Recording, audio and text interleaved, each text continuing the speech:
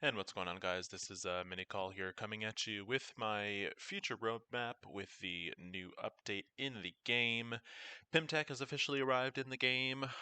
With that, they're changing up how I am looking at Dark Dimension 2 and beyond. This team has been brought to the game as essentially just a Dark Dimension team. They all have Dark Dimension kind of aspects in their kits. While I'm not really going to go into their kits too much and talk about the team, I can certainly do so. However, I don't really like doing that until I actually have the team unlocked and I've played with them a little bit. But just going by what I have read on their kits, kind of seen online as well, I think they are going to be the best choice for Dark Dimension 2, and especially for the first 8 nodes of Dark Dimension 3.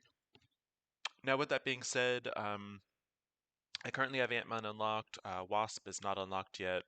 We have now found out that Stature will be released in the game via an event campaign, so very similar to how Scream was done. Now, her event is not going to start until Friday the 13th, so, roughly just about 9 days away. So, plenty of time to kind of get her, the team that is going to be used to unlock her, up and running.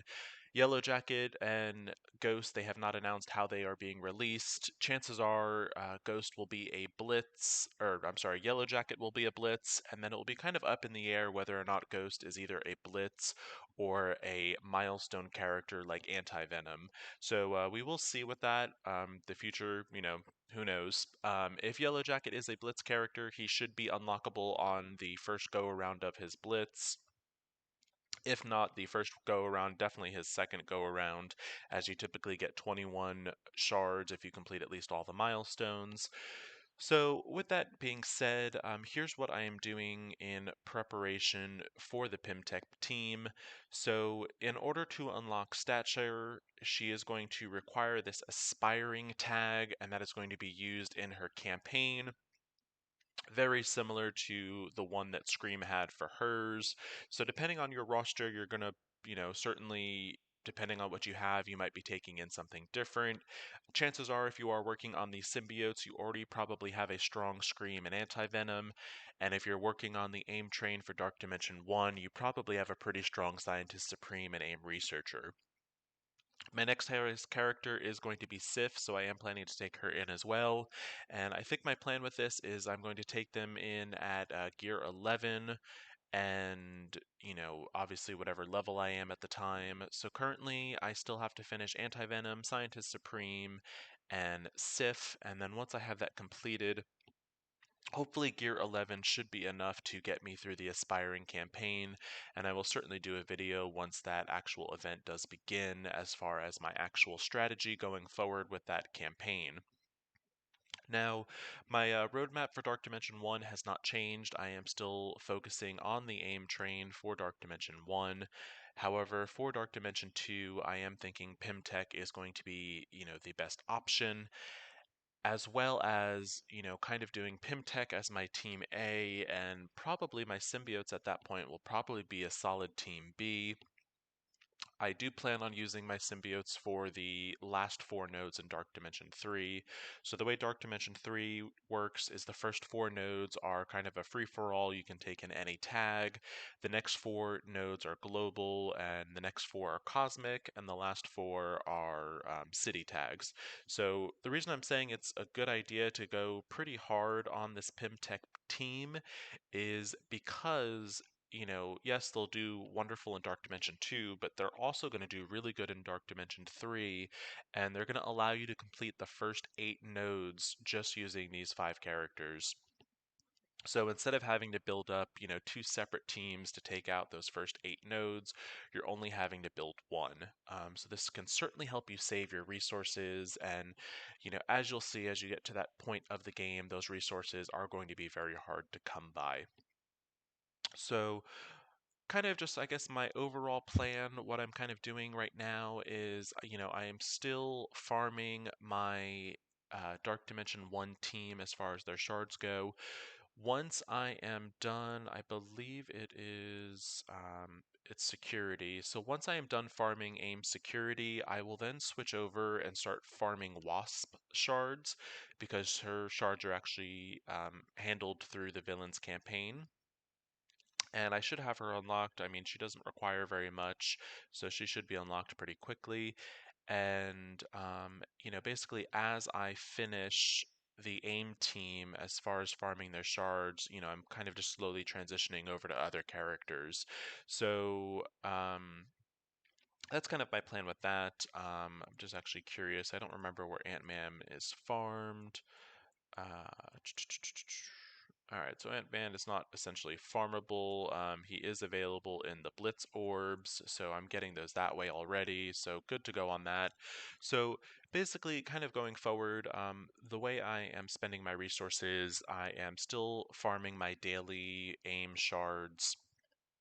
Once I have finished that with the aspiring event getting ready to start, I will then switch after I do my aim shards for the day. I will then go in and I will get Anti-Venom to gear 11, Scientist Supreme to gear 11, and then Sif to gear 11. Now, with Anti-Venom and Scientist Supreme, that doesn't really hurt anything as I am planning to take them to at least gear 11 anyway, so it's still kind of in my grand scheme of things. And with Sif taking her to gear 11, again, there are really no lost resources as you will be using her as a ward defense team, at some point in the game. So really no loss there. So my plan going forward is, I will get aim. I just about have them pretty much where I want them as far as their gear levels. I think with Dark Dimension 1, Gear 11 is more than enough. So this will be basically my last two kind of characters that I do need to take to Gear 11 is Scientist Supreme and Aim Assaulter. So Scientist Supreme I'll be finishing up. So basically all I have left is Aim Assaulter. So I will be done with gear on my Dark Dimension 1 team. At that point, I will then focus on finishing up my raid team, which is the symbiotes. I want them to at least gear 11.